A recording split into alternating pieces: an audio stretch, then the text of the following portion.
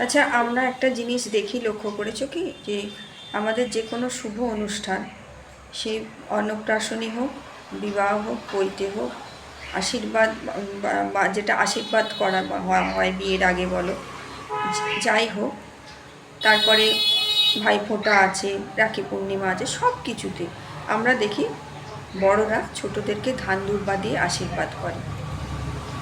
এত কিছু জিনিস থাকতে পৃথিবীতে ধান দুর্বাই কেন?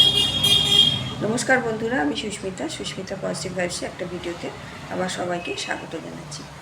আজকে তোমাদের যেটা বলবো, যে আমরা যে কোনো শুভ অনুষ্ঠানে দেখি বড়রা ছোটদেরকে ধান দুর্বা দিয়ে আশীর্বাদ করে, কিন্তু কেন এটা? আমাদের ভারতবর্ষ হচ্ছে কৃষিপ্রধান দেশ।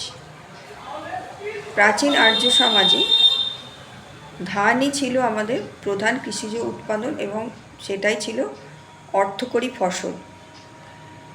কাছাকাছি ধানকে ধনের প্রতীক বা লক্ষ্মীর প্রতীক হিসাবে ব্যবহার করা হয় আমাদের সনাতন ধর্মে। আর সনাতন ধর্মটা মেন উল্লেখ করলাম কেন, আমাদের এই আশীর্বাদের ব্যাপারটা কিন্তু ধান দুর্বা দিয়ে সনাতন ধর্মে দেখা যায়, ওই জন্যই সনাতন ধর্ম বললাম।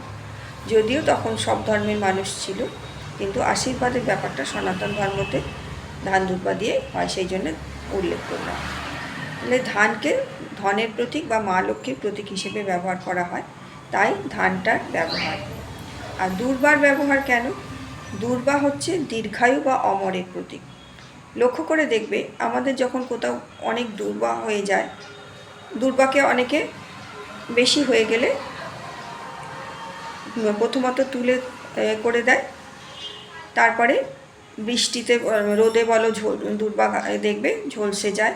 আবার প্রচণ্ড বৃষ্টি হলেও কিন্তু যে জমিতে জল হয়, দুর্বা কিন্তু পচে যায়। কিন্তু পরবর্তী সময় যখন সে আবার অনুকূল পরিবেশ পায়, দেখবে সে ঠিক আবার নিজের সুন্দর এভাবে আবার ছেয়ে যায়, সেই রকম সবুজ হবে। কাছাকাছি দুর্বাকে ইউজ করা হয় বা ব্যবহার করা হয় দীর্ঘায়ুর প্রতীক হিসেবে বা অমরের প্রতীক হিসেবে। ধান হচ্ছে আশীর্বাদ দেয়া হচ্ছে তুমি ধনবান হও, সেই কারণে। আর দুর্বাকে দেয়া হচ্ছে মাথার ওপরে যে তুমি দীর্ঘায়ু হও বা অমর হও। কারণ আমাদের জীবনে চলার পথে অনেক ঘাত প্রতিঘাত আসে, সেই ঘাত প্রতিঘাতে তুমি যাতে সহজে না মুষড়ে পড়ো বা দমে থাকো, তুমি যেন আসুক ঘাত প্রতিঘাত, তুমি সামান্য সময় তখন হয়ে আবার কিন্তু তুমি তোমার স্বমহিমায় ফিরে এসো, তুমি সব কিছুর সাথে মোকাবিলা করে আবার তোমার নতুনভাবে তুমি বিকশিত হও। এই জন্যই এই দুটো জিনিস কিন্তু ধান ও দুর্বা ব্যবহার করা হয়। পুজোর ক্ষেত্রেও দেখবে দুর্বাকে ব্যবহার হয়, কিন্তু সেখানে আশীর্বাদের ব্যাপারটা নয়, আশীর্বাদের ব্যাপারটা আমরা শুভ অনুষ্ঠানগুলোতে বলছি। তাহলে দুর্বা অমর জিনিস, সেই জন্য ধান এবং দুর্বা এই দুটোকে তুমি ধনবান হও এবং দীর্ঘায়ু হও, এই কামনা করেই বড়রা কিন্তু ছোটদের মাথায় ধান দুর্বা দিয়ে আশীর্বাদের হাতটা রাখে। বোঝাতে পারলাম? ভালো থেকো সকলেই, ইউনিভার্সাল ব্লেসিং সকলের জন্য।